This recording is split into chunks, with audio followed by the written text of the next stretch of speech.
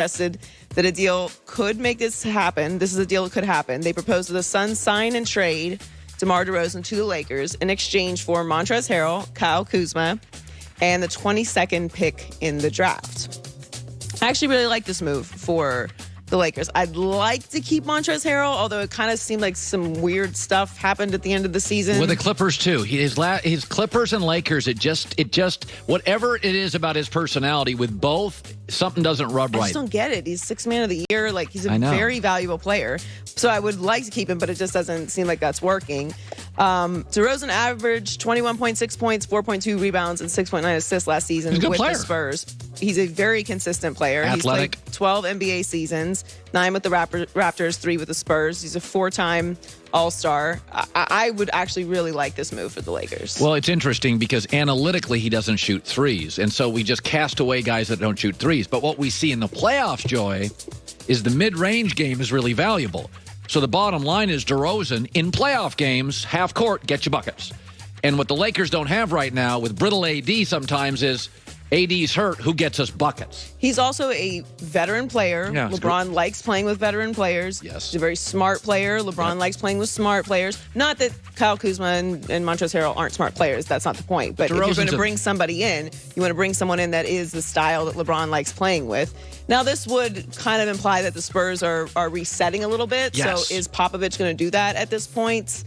I don't know, but this would make their team much younger, and it would kind of be a rebuilding year. Montrezl Harrell's an expiring contract, and they get a draft pick. So the coups aside, if you are rebuilding a little bit for San Antonio, you're like, we get a draft pick and a strong draft and an expiring contract. And Kuzma's a nice player. Like, he's fine. We give Kuzma a hard time, but Kuzma is a nice player.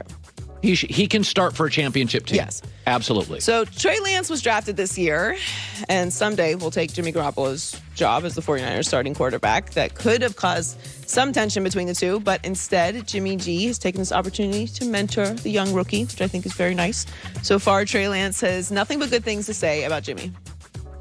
Yeah, it's been awesome. He's a great guy. I mean, one of the best people I've been around. And I've been fortunate to be around some, I think, really, really great people. And you know, guys that are going to play today and guys that are still in that locker room right now.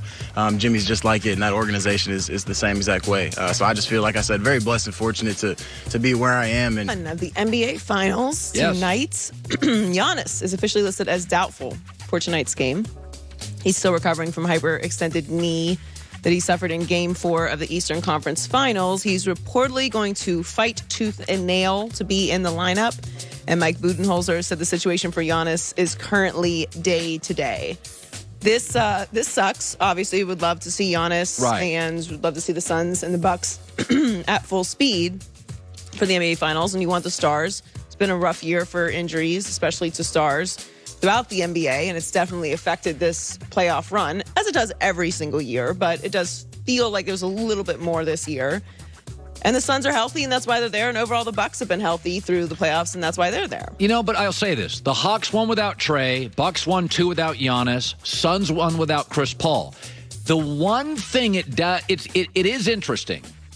So the Suns are going to have to prepare for 2 teams. No Giannis, and Giannis. And that means 2 different looks in the half-court set.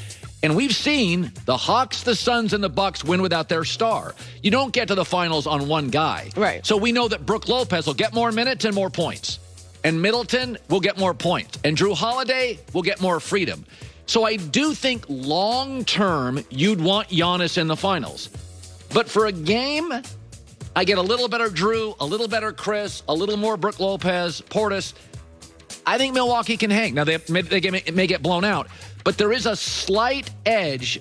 They're clearly capable of winning games without Giannis. You know who they aren't capable of winning without was Drew Holiday. Remember early in the year, Drew got hurt. We all went, whoa, whoa, whoa. Is Drew the most valuable player on that team? Well, they're not going to win the finals without Giannis. Right. I don't believe that. They need some. Can they drag this out a few games? Can they make it competitive without him? Yeah, I think this will still be a long series. But my anxiety about the Giannis situation is you don't want to see a Kevin Durant situation where he comes back. It feels like the player is wanting to come back. He's not 100%. And then, boom, you have an injury that takes you out for an entire year. That's what you don't want to see. Now, it's the finals, so you want to do everything you possibly can to be on the court, obviously. It's just, I don't, this is the time when you want to rush somebody back, but we've seen what happens when you rush someone back and then they're out for an entire year. Right. So it's like, I would not want to be the person to have to make that call to put Giannis out there or not, but the Suns are not the Hawks. The Hawks had an incredible season and they were great, but the Suns are better. They're in the finals, and the Bucks. So I think that they can hang, to your point, but they're not going to beat the Suns without Giannis. Yeah, and long term, they need him.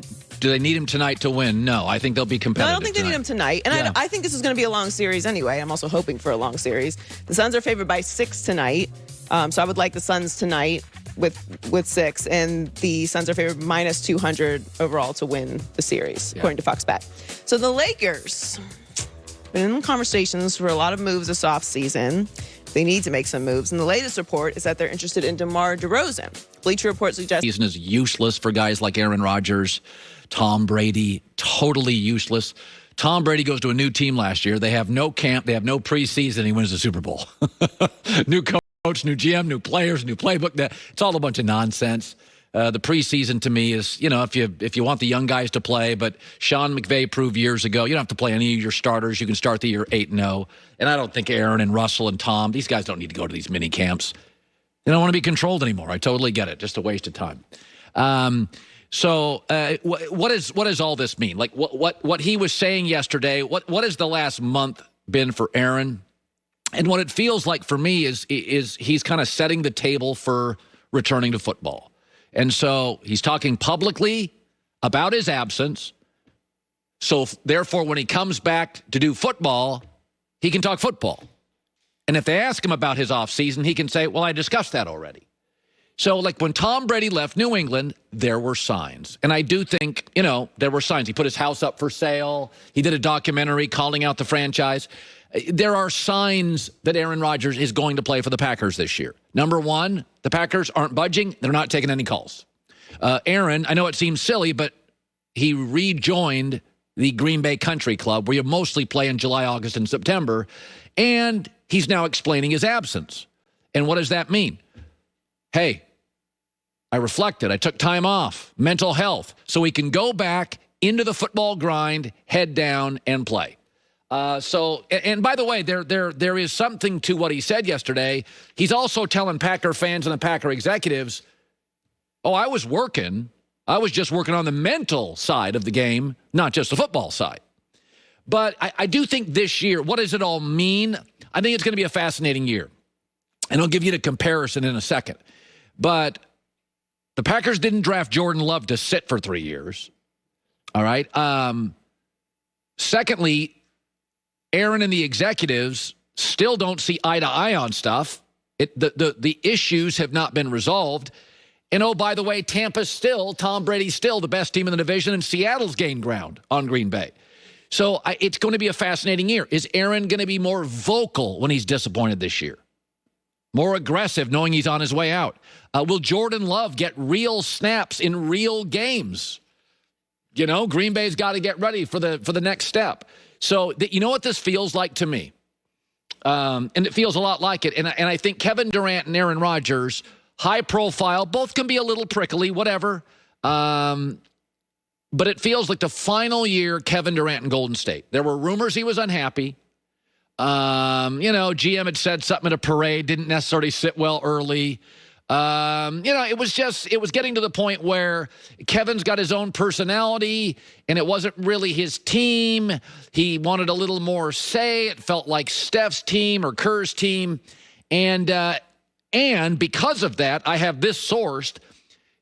Executives, coaches really felt like all year with KD, they were kind of walking on eggshells. Don't offend him. Don't tick him off. And it's a weird place to be as a team. Now, Golden State was still very good because they had so many great players.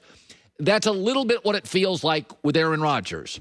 The issues haven't been resolved. We know he's not totally happy. He'd like more control and say. It feels like the operation there is going to do what they're going to do, like they did with Favre, and players are not going to set precedents. So the issues with KD in the last year were never really resolved. It was Steph's team. It was. And the issues with Aaron aren't really resolved. The Packers going to do what the Packers do.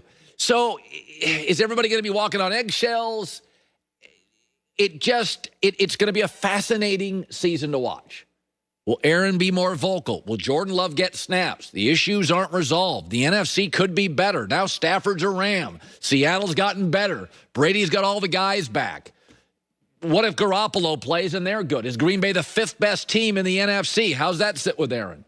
Listen, Joy and I, we like interesting, and Green Bay will be interesting. Joy with the news. No.